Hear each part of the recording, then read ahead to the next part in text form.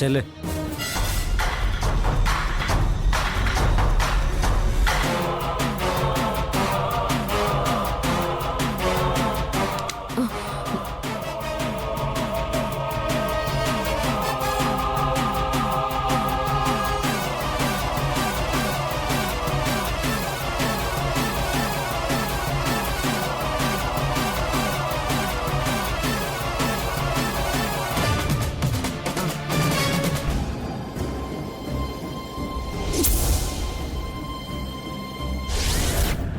എന്താ കൈയെടുക്ക്. എന്താടോ എന്താ ഇത്? കൈയെടുക്കാൻ കൈയെടുക്കാൻ തനിക്ക് പറഞ്ഞാൽ മനസ്സിലാവില്ലേ?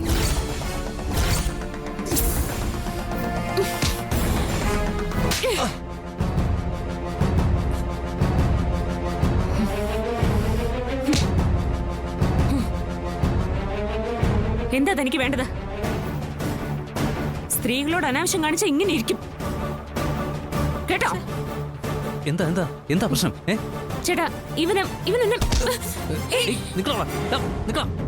പിടിക്കണേ പിടിക്കേ.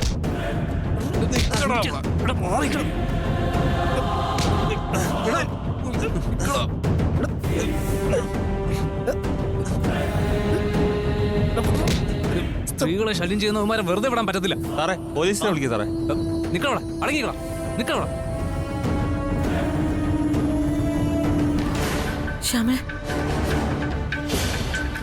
ഹലോ, പോലീസ് സ്റ്റേഷൻ അല്ലേ സാറേ? ഇവിടെ ജംഗ്ഷനിലെ ടെക്സ്റ്റൈൽസിൽ ഒരു സംഭവം നടന്നു. ശ്യാമേ, അവരെ എന്ത് ചെയ്യാൻ പോവാ? ആർക്കറിയാം. എന്തായാലും ഞാൻ കൊടുക്കാനുള്ളത് കൊടുത്തിട്ടുണ്ട്. ബാക്കി പോലീസ് നോക്കിക്കോളൂ.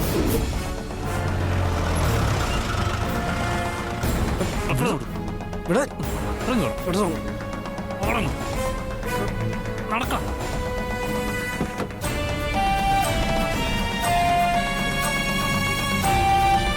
ആരെയുമാരെ ശല്യം ചെയ്തേ? ആ മേഡത്തെ സാറേ. കേരള വണ്ടിയിൽ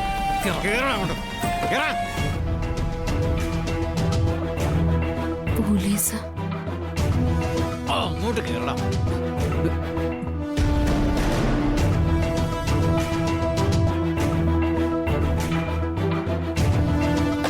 വന്നേ.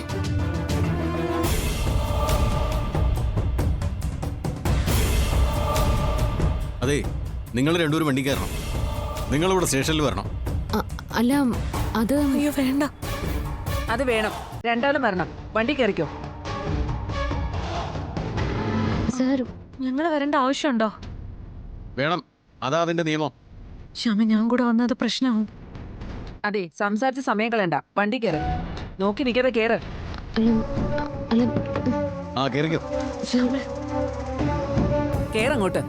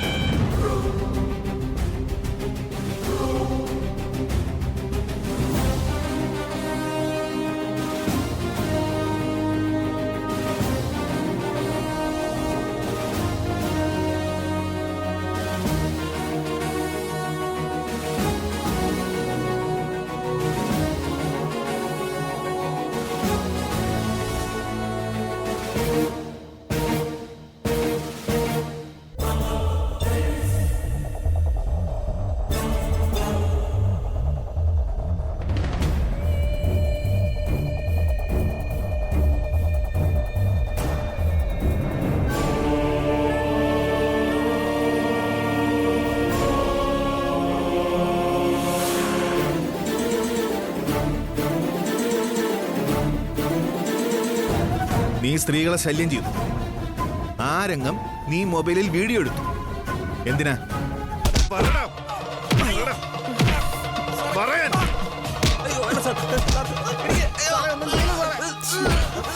പറയടാ. പറയാൻ. പറയടാ. ദാ, പറയാൻ. എവിടാ ഫോണ്? ഫോൺ എവിടാണ്?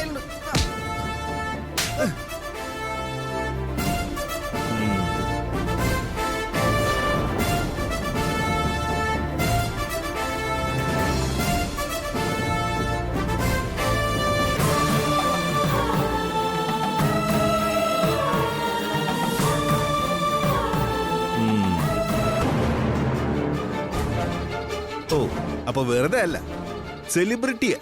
അതാ.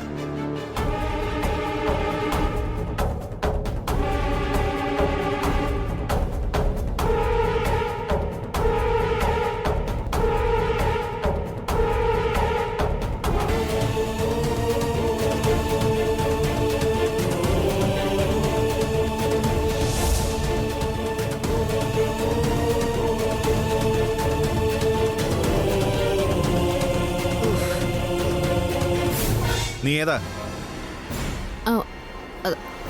എന്റെ ഫ്രണ്ടാ.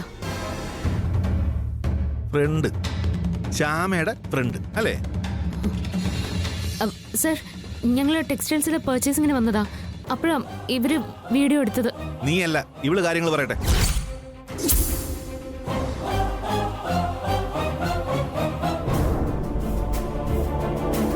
ഇതാരാ? ഇത് ശ്യാമ, എന്റെ ഫ്രണ്ടാ. അപ്പോ ശ്യാമ നിന്റെ ഫ്രണ്ട്, നീ ശ്യാമയുടെ ഫ്രണ്ട് അല്ലേ? സർ, ഞങ്ങൾക്ക് പരാതിയൊന്നുമില്ല. പരാതി ഇല്ലേ? ഇല്ല, പരാതിയില്ല. പിന്നെ പോലീസിനെ ബുദ്ധിമുട്ടിച്ചെന്തിനാ? അത് ടെക്സ്റ്റൈൽസിലെ മാനേജറാ വിളിച്ചത്. ഇങ്ങനെ ഒരു സംഭവം നടക്കുമ്പോ പോലീസിനെ വിളിക്കും, അത് തെറ്റാണോ? അല്ല, അത് തെറ്റല്ല. സാറേ, ഞങ്ങൾ ഇവരോട് മാപ്പ് ചോദിക്കാം. ഒരബദ്ധം പറ്റിപ്പോയി, ക്ഷമിക്കണം സാറേ. പെങ്ങളെ ക്ഷമിക്കണം. സാറിൻ്റെ മുമ്പ് വെച്ച് ആ വീഡിയോ ഞങ്ങൾ ഡിലീറ്റ് ചെയ്തേക്കാം. പ്ലീസ് പൊറുക്കണം.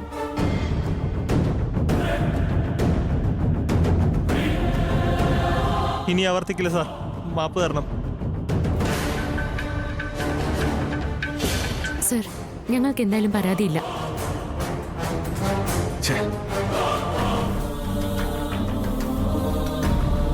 നിനക്ക് പരാതിയില്ലെങ്കിൽ പിന്നെ എനിക്കെന്താ? വീഡിയോ ഡിലീറ്റ് ചെയ്യടാ. ശരി സാർ, ചെയ്തു സാർ. മേലാൽ ഇനി ഇത് ആവർത്തിക്കരുത്, കേട്ടല്ലോ? ശരി സാർ. ഓടാ. ഓ,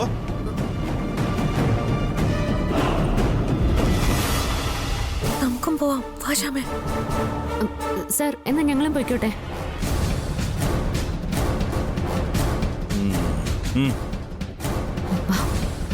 ഒന്ന് നിന്നേ.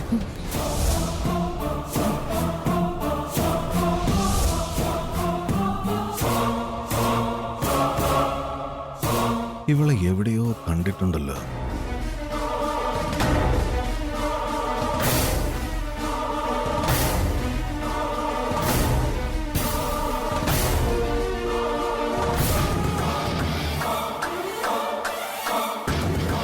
ഞാൻ എവിടെയോ കണ്ടതുപോലെ തോന്നുന്നു. ഇല്ല സർ, ഞാനങ്ങനെ സ്റ്റേഷനിൽ വന്നിട്ടില്ല. അല്ല, മറ്റെവിടെയോ വെച്ച് കണ്ടിട്ടുള്ളത് പോലെ ഒരു പരിചയം. അങ്ങനെ വരാൻ വഴിയില്ല സർ.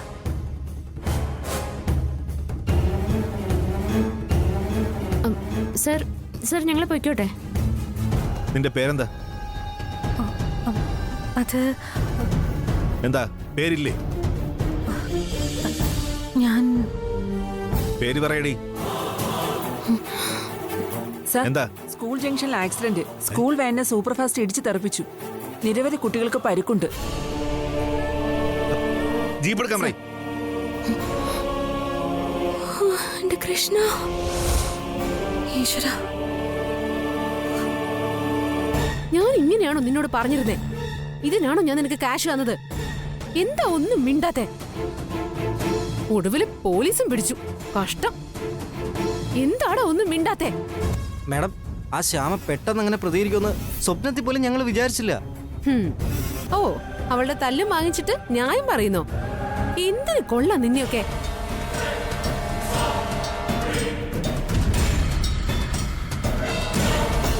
ഒരു ബിസിനസ്സുകാരിയാ ഞാൻ മുടക്കുന്ന ഓരോ രൂപയ്ക്കും അതിൻ്റെതായ മൂല്യമുണ്ട്. ഒടുവില് എല്ലാം തകർത്ത് കളഞ്ഞില്ലേ നീ?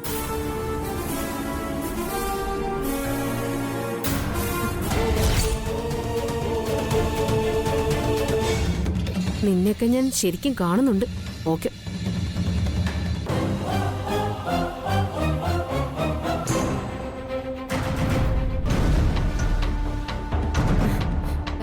ഓരോ ബിസിനസ് കാര്യങ്ങളെ എന്ത് ചെയ്യാനാ?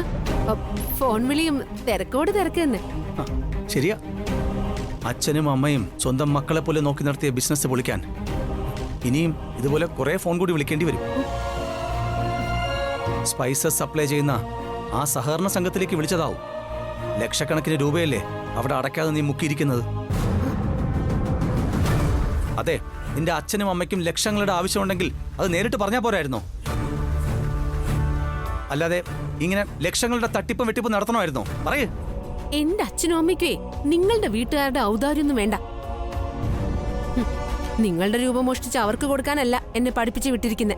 പിന്നെ സഹകരണ സംഘത്തിൽ അടയ്ക്കാനുള്ള ആ ലക്ഷക്കണക്കിന് രൂപ എവിടെ പോയി?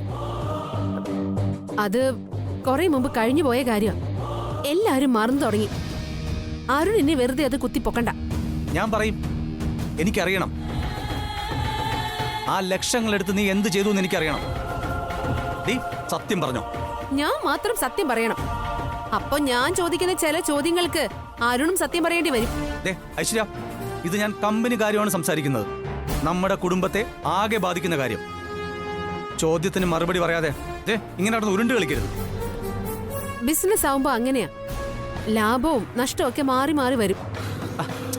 ആ ലാഭനഷ്ട കണക്കല്ല ഞാൻ നിന്നോട് ചോദിച്ചത്, ആ ക്യാഷിന്റെ കാര്യമാണ്.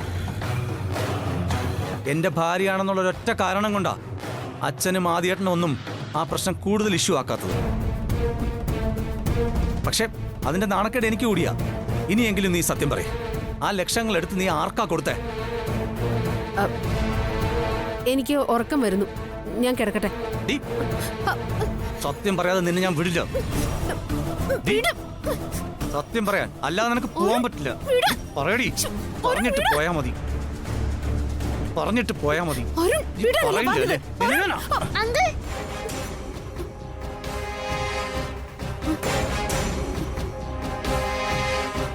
അങ്കിൾ തല്ലല്ലേ?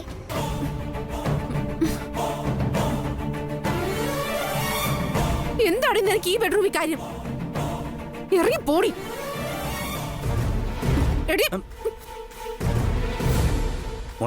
മോള് പൊക്കോ.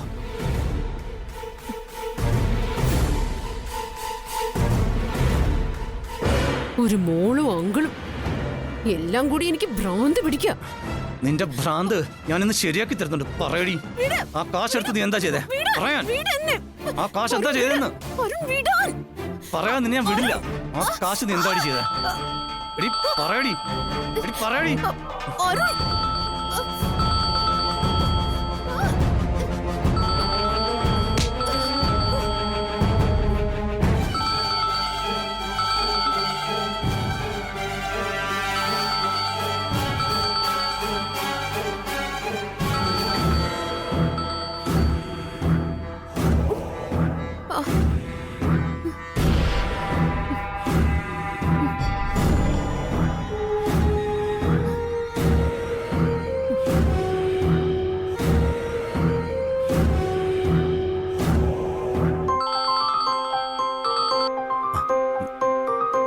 ഹലോ അബി, വീട്ടിലാ?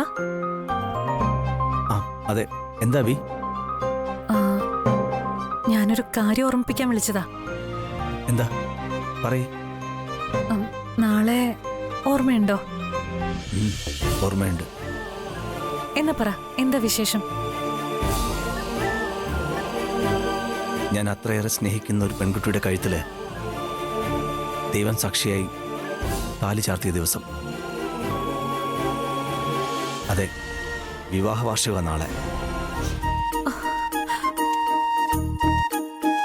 എന്താ ശരിയല്ലേ?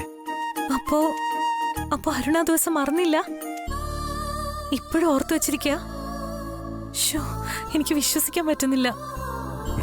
മറക്കാനോ? അതും ആ ദിവസം. നന്നായി. ഞാനൊന്നും മറന്നിട്ടില്ല അബി. എൻ്റെ ശ്വാസം നിലയ്ക്കുന്നതുവരെയും അതൊന്നും ഞാൻ മറക്കില്ല. ആ കോളേജിൽ നമ്മൾ ആദ്യമായി കണ്ടുമുട്ടിയ ദിവസം, അന്നത്തെ ആ സംഭവം അബിക്ക് ഓർമ്മയുണ്ടോ?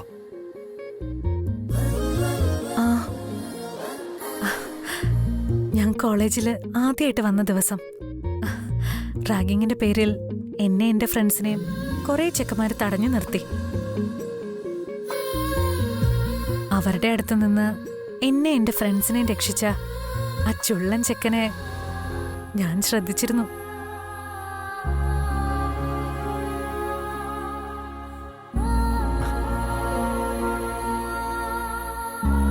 പിന്നെ നമ്മൾ രണ്ടുപേരും എങ്ങനെയാ ഇത്ര അടുപ്പായെന്ന് എനിക്കിപ്പോഴും അറിയില്ല. അബിയല്ലേ ഇപ്പൊ പറഞ്ഞേ ആ ചുള്ളൻ ചെക്കനെ അന്നേ ശ്രദ്ധിച്ചിരുന്നുവെന്ന്? അത് തന്നെയാ കാരണം.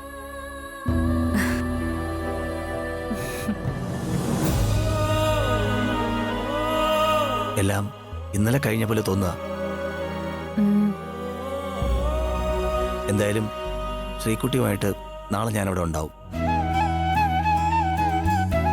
നമ്മുടെ വിവാഹ വാർഷികം നന്നായിട്ട് തന്നെ ആഘോഷിക്കാം. അത് ഞാൻ അരുണിന് ചെറിയൊരു ഗിഫ്റ്റ് വാങ്ങി വെച്ചിട്ടുണ്ട്.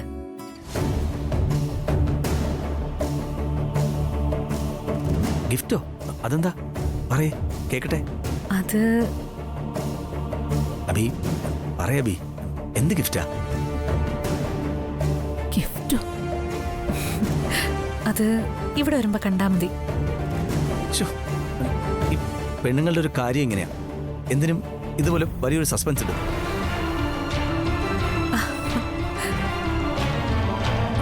എന്തായാലും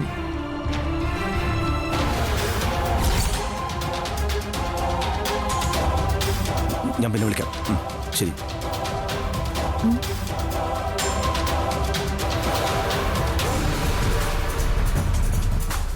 അരുൺ, നിക്കവിടെ. ഏതാ ഇപ്പൊ വിളിച്ച പെണ്ണ്? ഏത് പെണ്ണിനെയോ അരുൺ ഈ രാത്രി വിളിച്ചേന്ന്? പെണ്ണോ?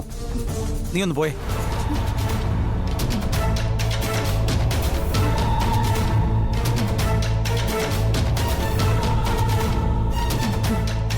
ഇനി ഇങ്ങനെ വിട്ടാ പറ്റില്ല.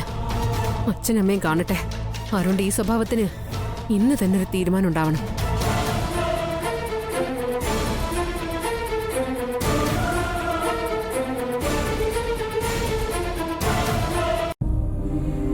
അങ്കിള് പറഞ്ഞ സത്യാണോ?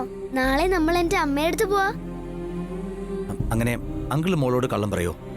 ദേ, ഉറപ്പ്. നാളെ നമ്മൾ രണ്ടാളും കൂടി മോളുടെ അമ്മയെ കാണാൻ പോയിരിക്കും. ഇപ്പൊ മോക്ക് സന്തോഷായില്ലേ? എനിക്ക് എന്റെ അമ്മയെ കാണാലോ. താങ്ക്സ് അങ്കിളെ.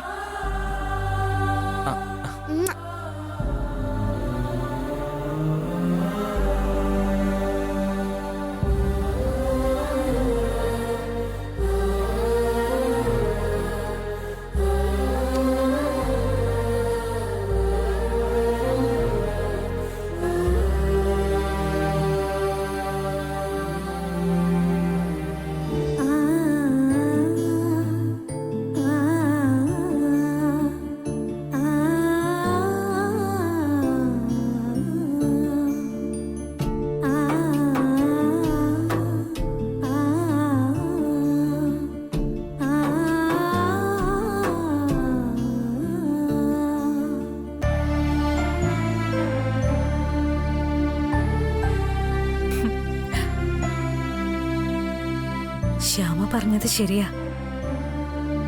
ഈ ഷർട്ട് ഇട്ട് കഴിഞ്ഞാ അരുണ് നന്നായിട്ട് ചേരും.